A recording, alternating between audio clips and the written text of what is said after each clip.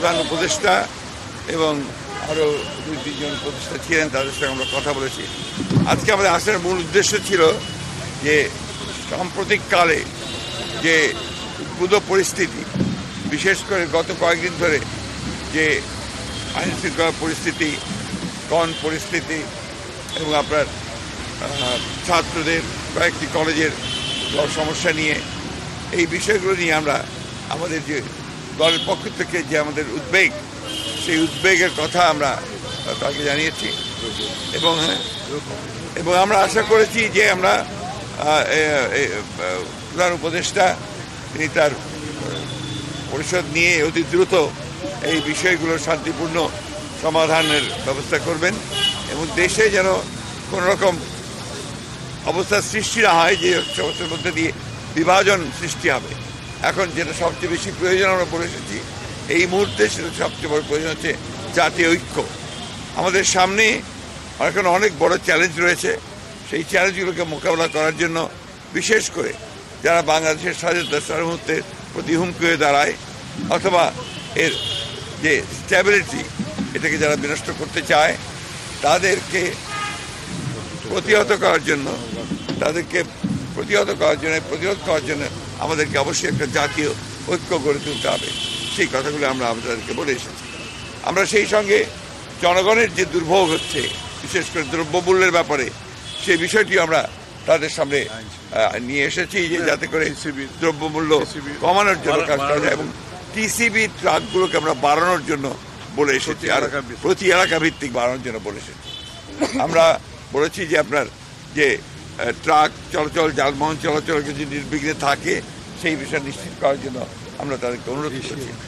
সেই সঙ্গে আপনার কৃষিতে বিশেষ করে আপনার সার বিতরণের ক্ষেত্রে যে সমস্যাগুলো আছে সেই সমস্যাগুলো দূর করে, এখনও আপনার সেই ফ্যাসিস্টদের দোসররা নিয়ন্ত্রণ করছে, সেগুলোকে আপনার মোটামুটিভাবে জনগণের পক্ষে যারা আছেন তাদেরকে নিয়ে আসা এবং এটাকে সহজ করার জন্য আমরা অনুরোধ করেছি যাতে ব্যবস্থা করা যায়।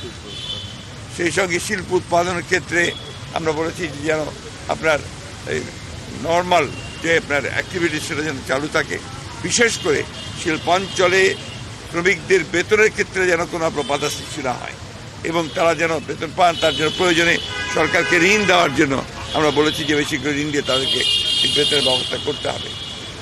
আমরা আরেকটা বিষয় অত্যন্ত গুরুত্বপূর্ণভাবে বলে এসেছি হচ্ছে যে ইউনিয়ন পরিষদ যেগুলো এখনও আছে, এই ইউনিয়ন পরিষদগুলো বেশিরভাগ সময় সেই ফ্যাসিস্ট সরকারের আমলে জবরদস্তি নির্বাচন করে তাদের মতো করে নিয়ে এসেছিল।